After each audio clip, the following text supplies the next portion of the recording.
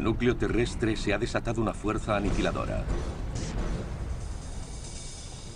Arrojará más lava que todos los volcanes de la historia juntos. Su implacable avance podría erradicar todo rastro de vida. Nuestros ancestros, los primeros anfibios, lucharán por dar el salto más radical de la evolución. A lo largo de la historia de la Tierra, una serie de sucesos catastróficos han provocado numerosas extinciones en masa. Pero cada vez que la aniquilación total parecía inevitable, la naturaleza demostró una impresionante capacidad de recuperación. Las extinciones en masa son una parte brutal de nuestro pasado y posiblemente de nuestro futuro. ¿Quién vivirá y quién morirá? La respuesta podría sorprender a muchos. A continuación experimentarán una de las peores catástrofes de la historia, el infierno en la Tierra, en Armagedón Animal.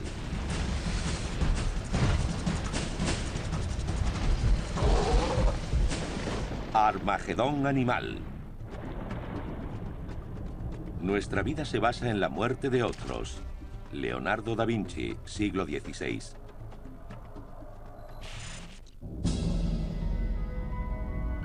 Nuestro planeta hace 377 millones de años.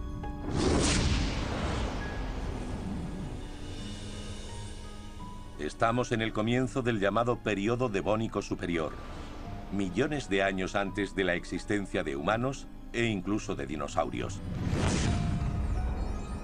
Los animales prosperan en este mundo primitivo.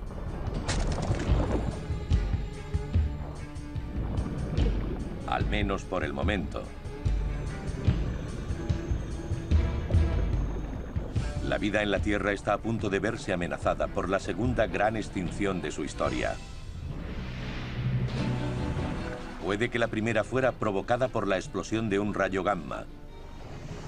Pero los científicos creen que este segundo asesino atacó desde debajo de nuestros pies.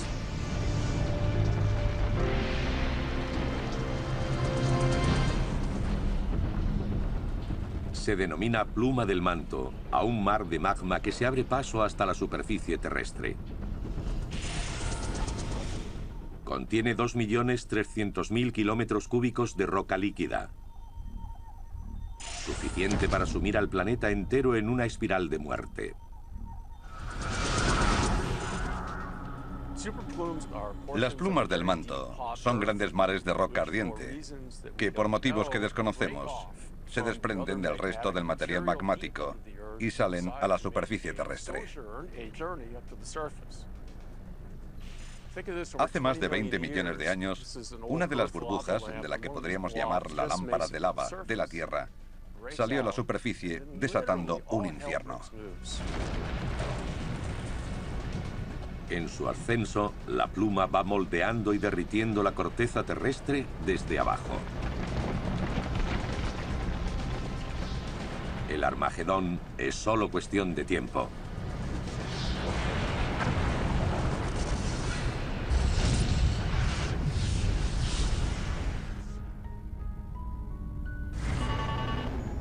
A la Tierra solo le quedan 24 horas.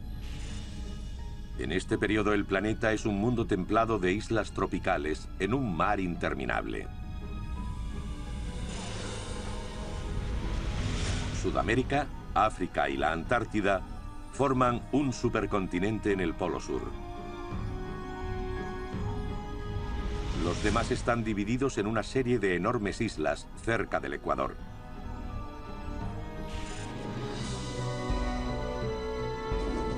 Por primera vez en la historia, las plantas cubren tierra firme.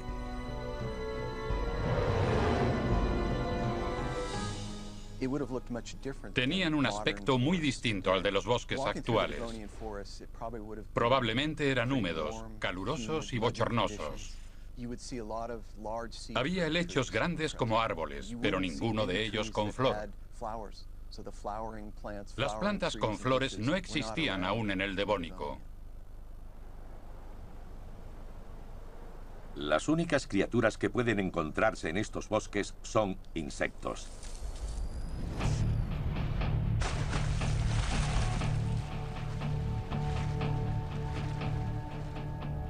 Pero en el inmenso mar prospera la vida animal.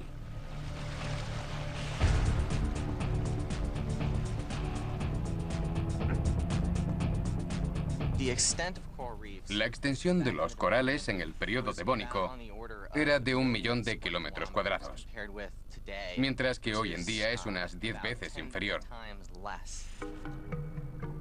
Estos ecosistemas están llenos de habitantes. Corales, esponjas, trilobites, los insectos del mar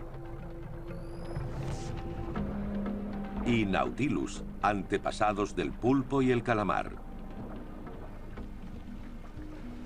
Los arrecifes eran enormes, ricos, diversos y coloridos. Había cientos de tipos de corales y criaturas similares como las esponjas y equinodermos con tallo llamado lirios de mar o crinoideos. Debía ser una gigantesca cornucopia de movimientos, colores y formas. Una de las cosas que más nos habría llamado la atención sería la increíble abundancia de peces. El Devónico es conocido por este motivo. Actualmente los peces son una de las formas de vida más primitivas del planeta. En este periodo son los animales más avanzados. Aparecen en las más sorprendentes variedades y los hay que miden pocos centímetros de largo hasta otros del tamaño de un autobús. Pero un grupo destaca por encima de todos: los placodermos.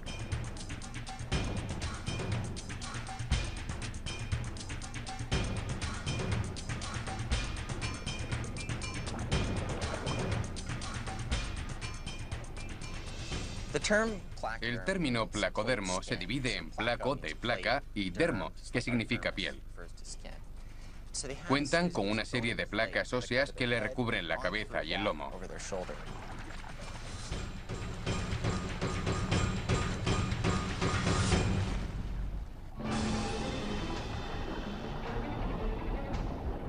La criatura más grande del océano y de la historia hasta el momento es el Dunkleosteus. La mayor criatura junto a la que he nadado es la orca, y habría quedado eclipsada por el tamaño del enorme Dunkleosteus. Este monstruo marino de 10 metros de largo y 20.000 toneladas de peso es tan fiero como parece. Las placas que recubren su cabeza son como una armadura. Su potente mandíbula sin dientes es capaz de atrapar a una presa en la 50ª parte de un segundo, con un mordisco casi tan potente como el de un tiranosaurio. No creo que a nadie le gustase acabar en las mandíbulas de un Dunkleosteus. Cuando un tiburón ataca, le clava a la víctima sus dientes. Pero la mandíbula de un Dunkleosteus habría podido partir a un hombre por la mitad. Tras engullir a su presa, regurgita las partes que no puede digerir. El Dunkleosteus es el rey indiscutible de esta selva acuática. Pero ni siquiera él está libre del infierno que está a punto de desatarse. En la actual Siberia, la pluma del manto está a punto de romper el lecho marino.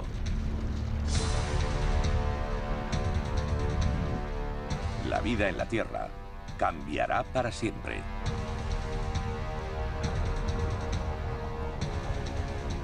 El mar retumba.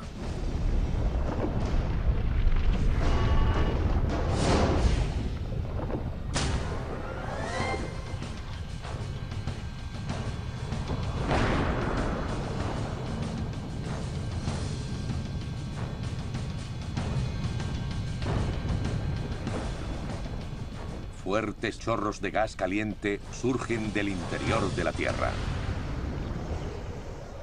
Alrededor de las zonas de erupción hay columnas de agua caliente que ascienden a gran velocidad. Hace tanto calor que el agua que rodea la roca fundida empieza a hervir. De hecho, alcanza mayor temperatura que el agua hirviendo. La muerte es segura para millones de animales. Incluso el poderoso Dunkleosteus está perdido.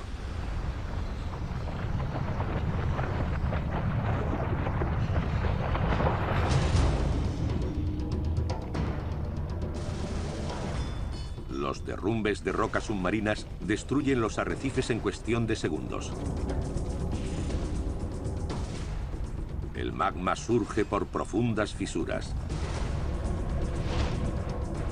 La erupción afecta a una zona tan grande como la isla de Manhattan con la fuerza de miles de bombas nucleares.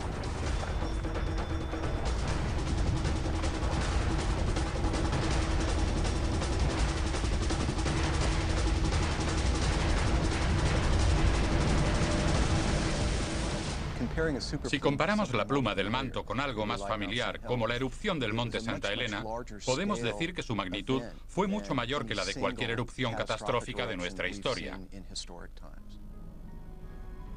Los bancos de peces muertos se pudren bajo el calor tropical. Son las primeras bajas de la que será una batalla épica por la supervivencia. Una guerra librada entre la pluma del manto y la propia Tierra, mientras la vida animal se ve atrapada en el fuego cruzado. Se ha desatado el Armagedón. La Tierra nunca volverá a ser la misma.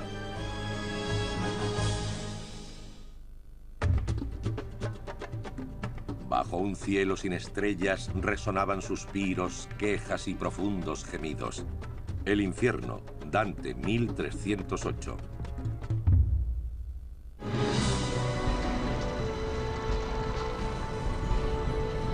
Hace 377 millones de años, un enemigo de las profundidades de la Tierra, la pluma del manto, arrasa nuestro planeta. Desastres como este han forjado el mundo tal como lo conocemos. Si estos cataclismos no hubiesen sucedido, la Tierra sería hoy muy diferente. En la zona cero, cerca de la actual Siberia, un próspero reino animal queda reducido a escombros.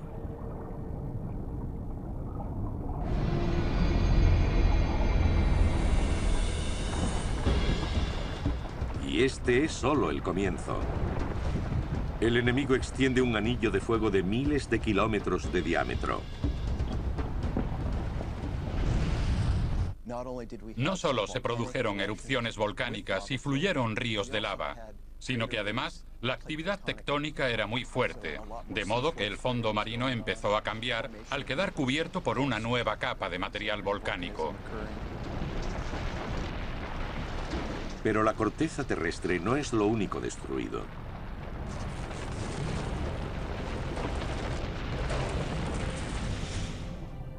La pluma del manto también envenena los mares.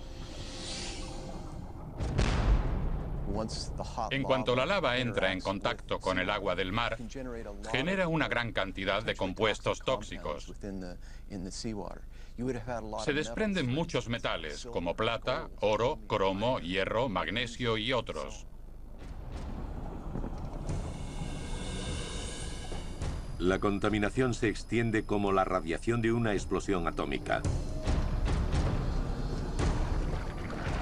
La nueva vida es la más vulnerable. En lo que hoy es el sur de Italia es la temporada de cría del Eusthenopteron. Como hace ahora el salmón, miles de ejemplares vienen a estas aguas cada año para reproducirse.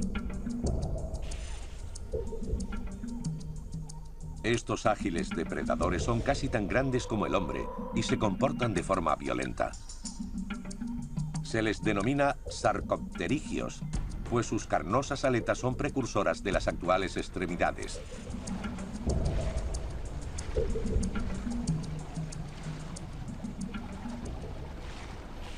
Los peces sarcopterigios del período devónico contaban con extremidades similares a las nuestras en lo que se refiere a su robustez. Durante la época de desove, Eusthenopterons de kilómetros a la redonda se reúnen aquí. Ignoran el desastre que ha acontecido. Lo único que tienen en mente es encontrar a su pareja ideal. Las hembras ponen los huevos y los machos los fertilizan. Pero en las aguas contaminadas, las larvas mueren rápidamente.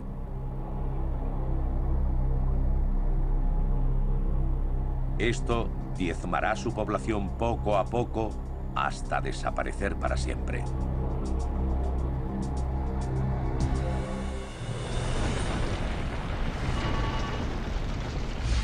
Han pasado 8000 años desde que comenzó el desastre.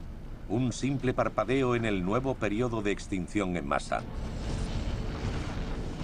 Los océanos están atrapados en una lucha a vida o muerte, pero esta última lleva ventaja.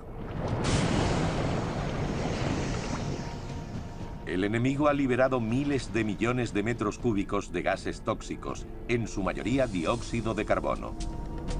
Poco a poco, el aire se va enrareciendo debido a los gases de efecto invernadero.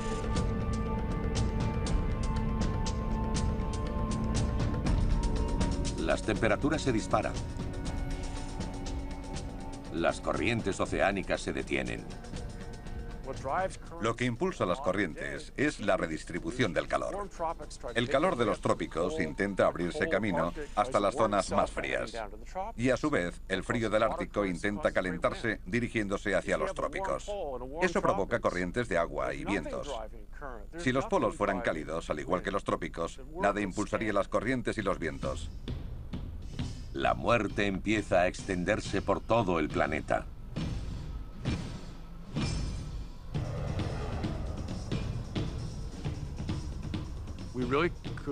Sabemos que la temperatura subió mucho y rápidamente. El mar alcanza los 32 grados centígrados en el Ecuador, lo que supone un aumento de 20 grados. El mar se muere. Estamos hablando de temperaturas elevadas, muy por encima del nivel de supervivencia de los arrecifes. Estos prosperaron en aguas mucho más frías. Parece que la madre tierra está perdiendo la guerra. Y si eso llega a suceder, jamás podrá darse el mayor salto evolutivo de todos: la transición del mar a la tierra.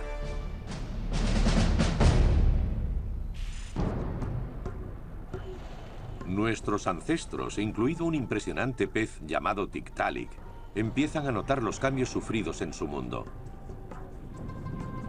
En los lechos de los ríos de la actual Groenlandia, saben que su hábitat se evapora.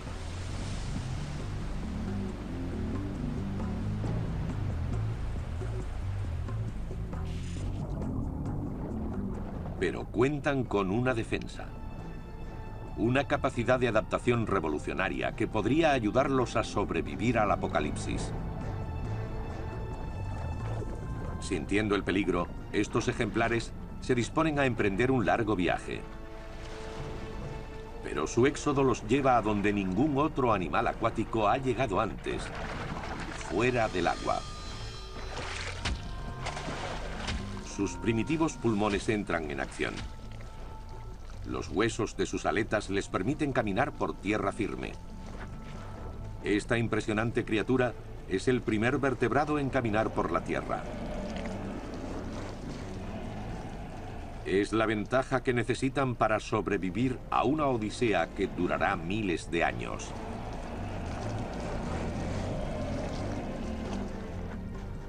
El Tiktaalik es el vínculo perfecto entre los peces verdaderamente acuáticos y los primeros anfibios en tierra.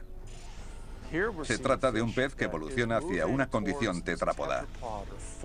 En sus 4 patas vemos por primera vez cómo los huesos evolucionarán para convertirse en húmeros y radios. Así que el Tiktaalik es el gran descubrimiento de la historia de la paleontología por muchos motivos.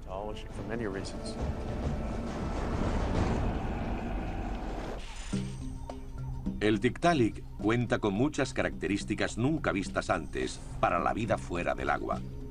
Una cabeza plana con ojos en la parte superior, un cuello móvil y unos apéndices fuertes pero flexibles. Uno de los rasgos más alucinantes del Tiktaalik es que cuenta con una serie de huesos en la garganta que en los peces modernos soporta unos filamentos de las agallas para permitir la respiración a través de ellas.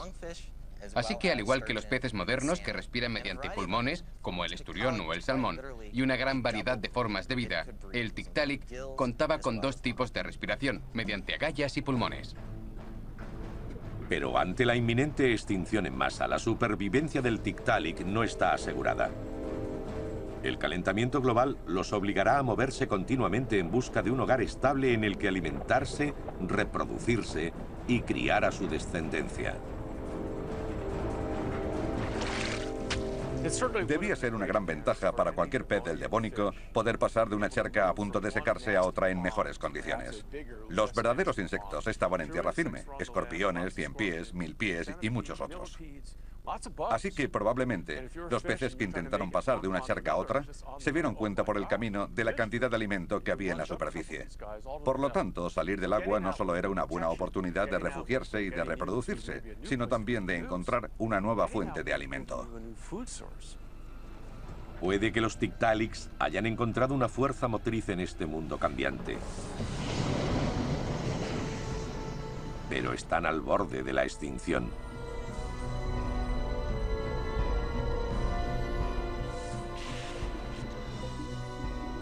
Un paso en falso y toda la especie habrá desaparecido. Y con ella, nuestra propia existencia. Otros habitantes de Agua Dulce no están tan bien adaptados. Incluido el Bothriolepis, uno de los peces más abundantes del mundo. El Bothriolepis es el animal que mejor encaja en el término pez acorazado. Probablemente no habría ganado ninguna carrera, pero estaba tan bien protegido que resultaba difícil matarlo. Pero esta criatura es vulnerable al cambio de su entorno.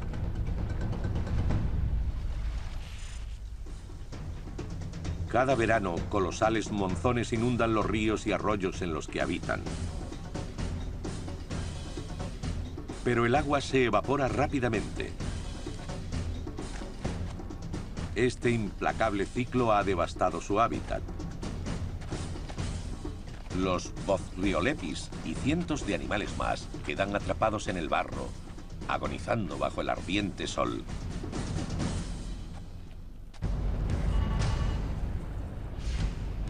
$100.000 años después de que la pluma del manto rompiera la superficie terrestre, su implacable asalto continúa. La lava sigue saliendo. El fondo marino está cubierto por productos tóxicos. Y el sol abrasa la tierra. La fuerza vital del planeta empieza a desaparecer. Para las especies que una vez prosperaron aquí, solo hay una opción: adaptarse o morir.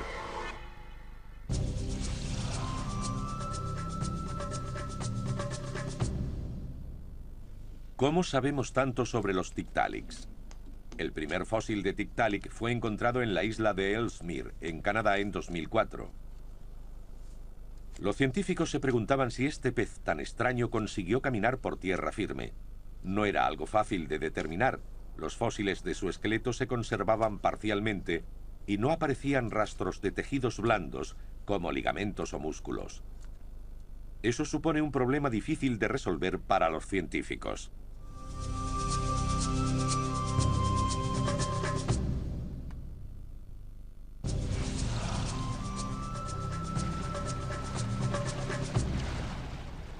¿Cómo saben los científicos que el Tiktaalik, el eslabón perdido entre los peces y los anfibios, colonizó la Tierra? La respuesta reside en sus huesos. Los huesos de sus muñecas se fijan al codo de una forma única que le permiten impulsarse. Hay puntos de flexión en sus muñecas, en contraste con el codo. Se trata de los primeros codos y muñecas de la historia animal. A pesar del debate, muchos científicos creen que esta característica permitía al Tiktaalik despegar su cuerpo del suelo y caminar. Sus descendientes desarrollaron dicha característica y durante 15 millones de años poblaron la tierra firme de modo permanente.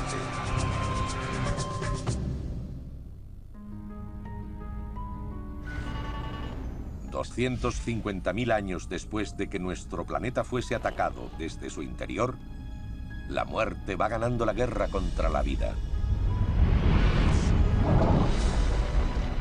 La pluma del manto que emergió cerca de Siberia sigue provocando terribles erupciones volcánicas.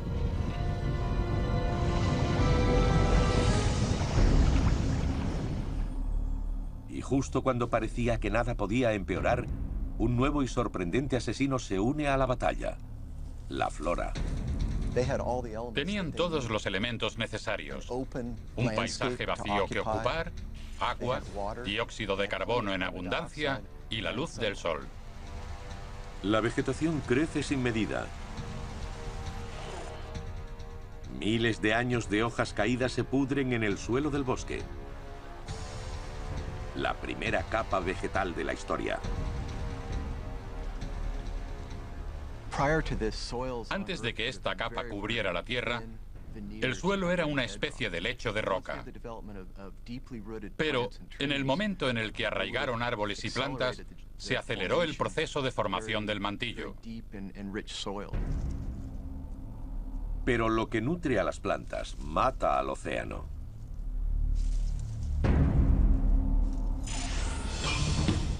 Cuando llueve, la tierra va al mar. Las algas absorben los nutrientes y crecen de forma descontrolada, absorbiendo el oxígeno y asfixiando a la vida marina. Las costas se inundan. El mar se vuelve de color verde.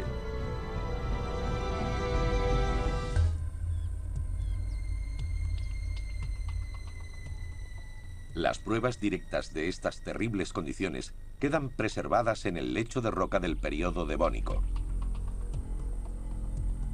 En los mares devónicos, una de las cosas más sorprendentes de los sedimentos depositados en las cuencas oceánicas era la abundancia de colores oscuros. Esto demuestra los bajos niveles de oxígeno que prevalecían en aquel periodo.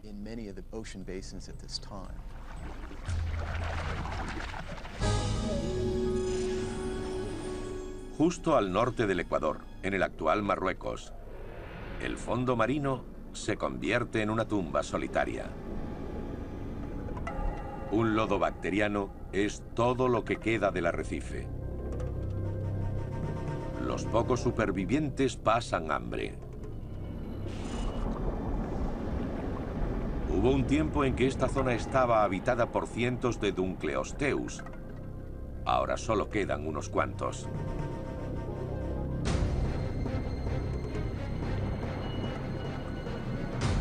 A medida que se acentúa la hambruna, su apetito insaciable los empuja al canibalismo. Es un espectáculo terrible. Dos bestias hambrientas, tan grandes como autobuses, intentando matarse una a la otra. Un bocado de uno de estos monstruos es un buen almuerzo, pero solo sirve para retrasar lo inevitable. El rey de los mares devónicos, el tiranosaurio de su época, está sentenciado. Hace 300.000 años que comenzó la extinción. Y la Tierra está a punto de convertirse en un planeta muerto. Los mares contaminados se han cobrado la vida de miles de especies.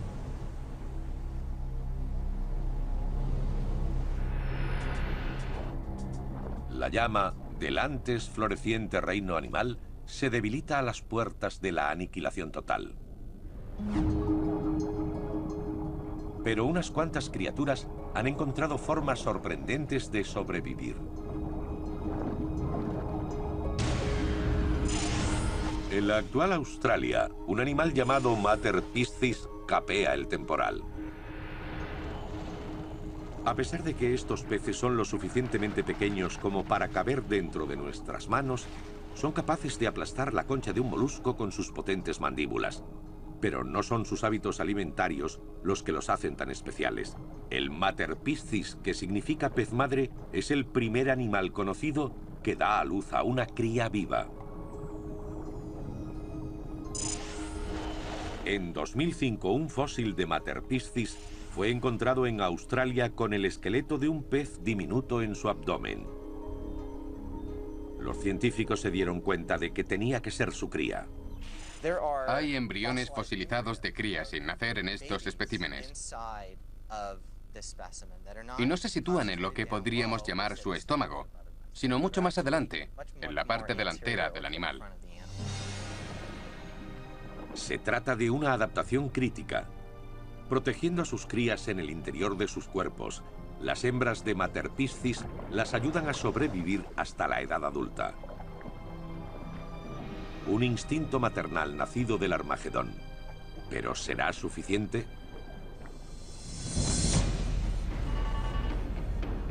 Han pasado 750.000 años desde el ataque de la pluma del manto.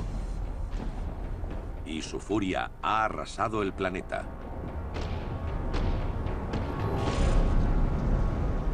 Pero ahora adopta una nueva táctica. Hasta este momento las erupciones se habían limitado al mar.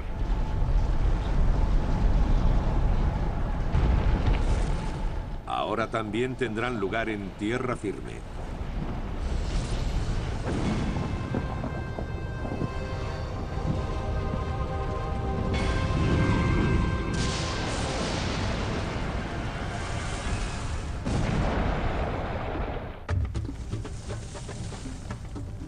La única congruencia de la vida es la muerte. Philip James Bailey, siglo XIX.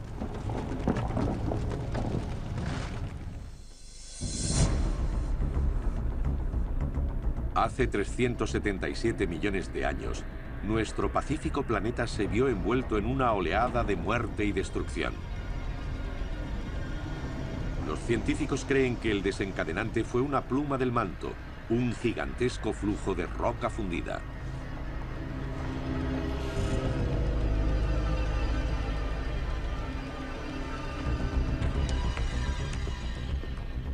Durante miles de años, terribles erupciones volcánicas han envenenado las aguas, contaminado los cielos y casi erradicado la vida. Aún así, la guerra continúa. Un gigantesco volcán reúne fuerzas y por primera vez entrará en erupción en tierra firme. La vida se encuentra al borde de la extinción.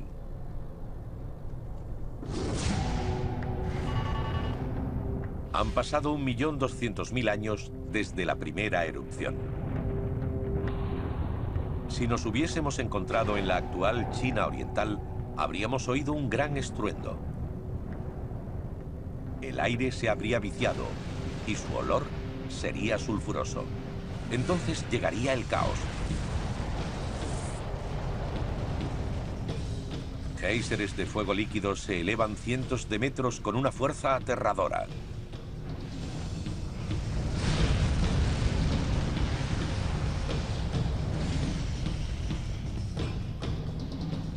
Las cenizas cubren el cielo, formando una nube asfixiante. El planeta se vuelve del revés. Se desata el infierno en la Tierra. La mejor forma de describir la fuerza explosiva de una supererupción es compararla con algo reciente, como la erupción del monte Santa Elena. Una supererupción es cientos o miles de veces más potente que la de Santa Elena en 1980.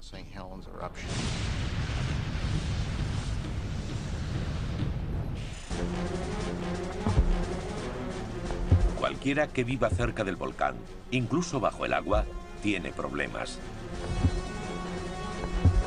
Nuestros antepasados, los Tiktaaliks, huyen en busca de refugio. Algunos incluso intentan huir por tierra, pero allí no hay salvación posible.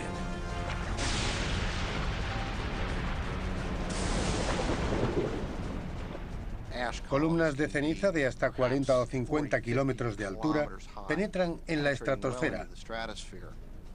Asociadas a ellas van los flujos piroclásticos o ríos de roca fundida, a unos 300 o 400 grados de temperatura, que avanzan a una velocidad de entre 160 y 300 kilómetros hora. Por supuesto, todo ello aniquilaría a cualquier ser vivo de las inmediaciones.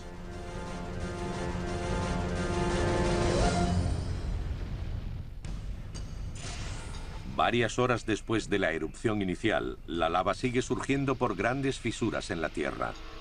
La erupción se prolonga varias semanas, lanzando al aire suficiente material como para rellenar el Gran Cañón.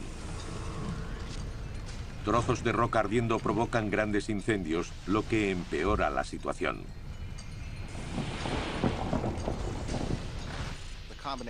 La combinación de gases volcánicos y ceniza debió darle al cielo tonos naranjas y rojos, a la vez que el velo de ceniza disminuyó el paso de la luz del sol. Sus efectos se sienten en todo el planeta. La ceniza cae en forma de lluvia en todos los rincones de la Tierra. No hay forma de escapar del nuevo y surrealista cielo. En varias semanas o meses, la ceniza cae por completo de la atmósfera. No obstante, los gases pueden penetrar en la estratosfera y permanecer allí durante años. El planeta está envuelto en la oscuridad, un lúgubre presagio de lo que está por venir. Durante cientos de miles de años, la Tierra ha sido un gran invernadero que atrapa la energía solar y calienta la superficie. Pero ahora, los gases volcánicos desvían los rayos solares y el mundo está al borde de la congelación.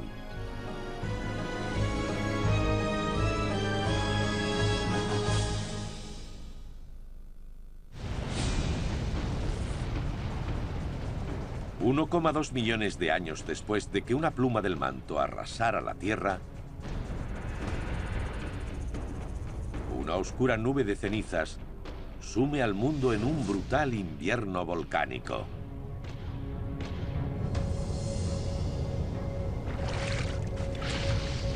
Para la vida en la Tierra, este es el último acto. La temperatura del océano baja de 32 a 21 grados centígrados. Cualquier huevo en aguas poco profundas muere al instante.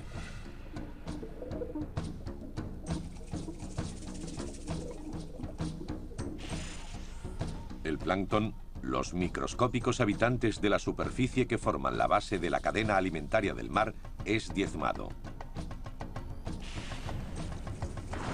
La vida en la Tierra ya ha sido vapuleada por cientos de miles de años de polución y calor.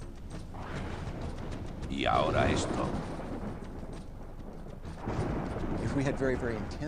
Si realmente sucedieron aquellas erupciones tan intensas, lo más probable es que provocaran un invierno volcánico.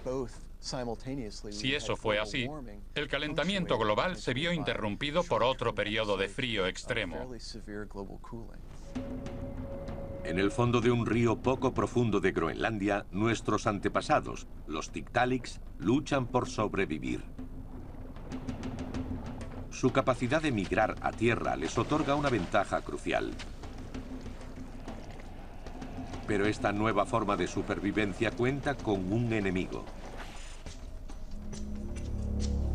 La primera nevada en cientos de miles de años. De repente empieza a nevar. Tenemos un mundo tropical que empieza a enfriarse. Son dos duros golpes que rematan la extinción en masa del Devónico, o mejor dicho, las extinciones en masa. Para los agonizantes Tiktaaliks, las aguas heladas se convierten en su tumba. Su población va reduciéndose hasta que solo queda un ejemplar vivo.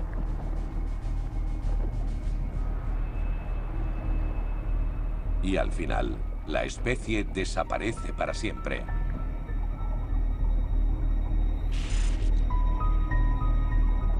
El Tiktaalik es considerado uno de los grandes pioneros vertebrados, en el sentido de que es uno de los animales que nos abrieron el camino.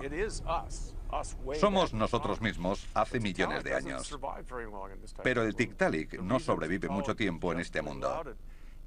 El motivo es que cedió ante otras especies mejor adaptadas. Es solo un escalón de nuestra historia evolutiva que vivió poco tiempo.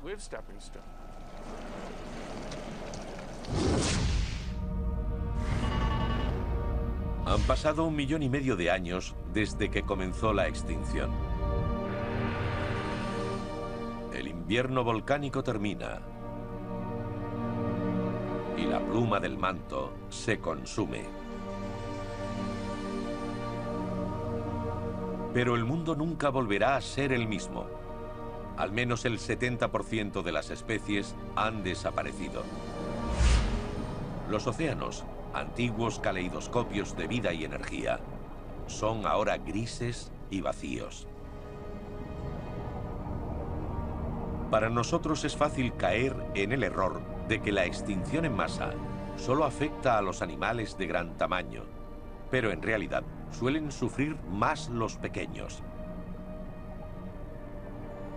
En esta catástrofe, los organismos que formaban los arrecifes de coral han sido erradicados. Suelen ser la base de estos bulliciosos hábitats, pero ahora han desaparecido. Pasamos de una situación de esplendor, donde los arrecifes se extienden hasta ocupar 5 millones de kilómetros cuadrados, a otra en la que han quedado reducidos a unos 1.000 kilómetros cuadrados como máximo, lo que supone una gran reducción de las comunidades que habitan en él. Junto con los arrecifes, los peces sin mandíbula, los más primitivos de todos, se han extinguido. Peces acorazados como los Dunkleosteus y Materpiscis no tardarán en imitarlos. Durante millones de años, los pocos supervivientes de la extinción luchan por salir adelante en un mundo inhabitable. La Tierra corre el peligro de convertirse en un planeta inerte.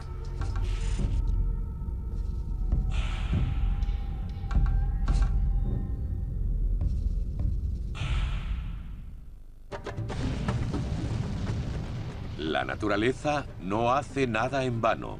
Aristóteles, siglo IV a.C. La extinción en masa ha dejado a la madre tierra débil, arrasada y casi muerta. Si pudiéramos viajar a este extraño mundo, apenas encontraríamos rastro de vida. Ahora comienza una larga recuperación. Durante millones de años parece que se hubiera estancado la evolución. La vida animal lucha para prosperar. Los organismos microscópicos como las bacterias y las algas llenan ese vacío, reclamando el fondo marino antes dominado por los arrecifes de coral. Es muy parecido al precámbrico antes de que existieran los animales. Hay pocos ejemplares y tienen que luchar contra los microbios por recuperar su territorio, porque estos lo controlaban antes que ellos. El hecho de que la Tierra vuelva a ser un mundo bacteriano o continúe siendo animal pende de un hilo.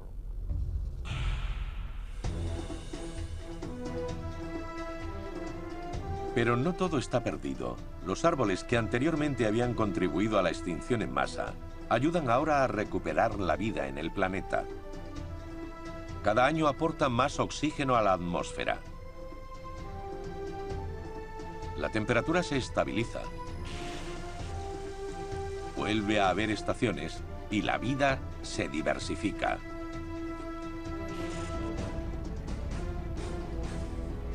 Los pantanos de esta época se convierten en incubadoras para el nuevo salto evolutivo, uno en el que los humanos tenemos un interés especial. Han pasado 10 millones de años desde el ataque de la pluma del manto. En un pantano poco profundo de la actual Pensilvania, un banco de Boreolepis buscan comida. Este extraño pez es uno de los pocos que han tenido la suerte de sobrevivir. Vivía en muchos hábitats diferentes por todo el mundo, lo que aumentó sus posibilidades de supervivencia. Pero no son conscientes de que un ágil depredador los tiene en su punto de mira. Parece un Tiktaalik, pero estos se extinguieron. De hecho, es uno de sus descendientes, un eslabón esencial para la evolución del ser humano. El Ictiostega, de 1,5 metros de longitud. El Ictiostega es muy interesante, en el sentido de que este animal representa uno de los primeros casos documentados del registro fósil de un vertebrado con dedos reconocibles en sus extremidades. Se desconoce cómo eran sus patas delanteras, pero las traseras han sido muy estudiadas y sorprendentemente no tenían 5 dedos, sino 7. Su antepasado, el Tiktaalik, utilizaba tanto las agallas como los pulmones para respirar. El Ictiostega solo usa los pulmones. Una robusta caja torácica sostiene su cuerpo fuera del agua, aliviando la presión de sus pulmones. Eso significa que el Ictiostega puede inspirar más profundamente que el Tiktaalik. Como las actuales ballenas y delfines, coge aire en la superficie antes de lanzarse al ataque. Si pensamos en ello, en un pantano lleno de vegetación, ramas y palos, las patas pueden ser muy útiles. Podría impulsarse con las ramas y las hojas. Son muy útiles como apéndices submarinos. Pero el Ictiostega se siente tan cómodo en el agua como fuera de ella. El Ictiostega podía salir del agua. Aún se debate sobre si lo hacía elevándose sobre sus patas o arrastrándose. No sabemos cuánta fuerza tenía en los hombros y en los antebrazos. Lo cierto es que es el ancestro de los animales que sí podían sujetarse sobre sus patas. Son los primeros anfibios verdaderos. De las cenizas de uno de los desastres más terribles de la Tierra, la vida resurge de forma extraordinaria, alcanzando un nuevo hito evolutivo.